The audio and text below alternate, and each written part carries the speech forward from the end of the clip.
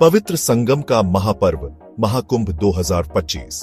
भारत त्योहारों का देश है। यहाँ हर त्योहार का अपना अलग महत्व है। इन्हीं त्योहारों में एक है महाकुंभ। यह सिर्फ एक त्योहार नहीं, बल्कि आस्था और भक्ति का एक अद्भुत संगम है।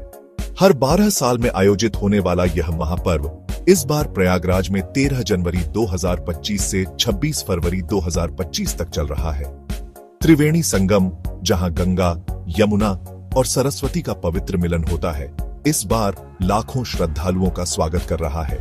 मान्यता है कि कुंभ के दौरान त्रिवेणी संगम में स्नान करने से सभी पाप धुल जाते हैं और मोक्ष की प्राप्ति होती है। इसी विश्वास के साथ देश विदेश से श्रद्धालु यहाँ आते हैं और आस्था की डुबकी लगाते हैं। महाकुंभ 2025 में लगभग 45 करोड़ श्रद्धालुओं के आने की उम्मीद है। यह संख्या अपने आप में इस पर्व की महत्ता को दर्शाती है। पहला शाही स्नान 14 जनवरी को मकर संक्रांति के दिन हुआ, जिसमें लगभग 3.5 करोड़ श्रद्धालुओं ने हिस्सा लिया। भक्ति और व्यवस्था का संगम। महाकुंभ 2025 में श्रद्धालुओं की भारी संख्या को देखते हुए सुरक्षा के कड़े इंतजाम किए गए हैं। एनडीआरएफ की टीमें तैनात हैं, पानी के भीतर ड्रोन निगरानी कर रहे हैं और 2700 से ज्यादा एआई सक्षम कैमरे हर गतिविधि पर नजर रख रहे हैं। इसके अलावा हजारों पुलिसकर्मी और एटीएस के जवान भी सुरक्षा व्यवस्था में तैनात हैं। श्रद्धालुओं की सहायता के लिए वाटर एम्बुलेंस जैसी सुविधाएं भी उपलब्ध कराई गई हैं।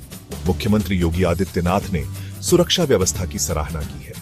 महाकुंभ के दौरान यातायात व्यवस्था को सुचारू रूप से चलाने के लिए विशेष प्रबंध किए गए हैं। एयर इंडिया दिल्ली और प्रयागराज के बीच विशेष उड़ानें संचालित कर रहा है। अंबाला मंडल ने भी श्रद्धालुओं के लिए विशेष रेलगाड़ियां चलाई हैं।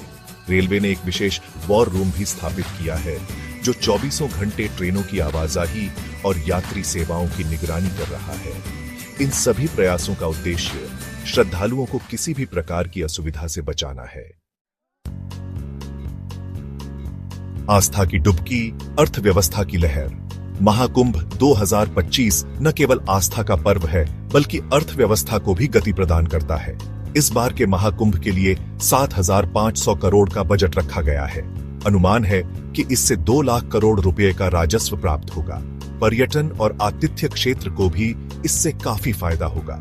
इस आयोजन से स्थानीय व्यापारियों, दुकानदारों और होटल व्यवसाय को भी बड़ा लाभ मिलेगा।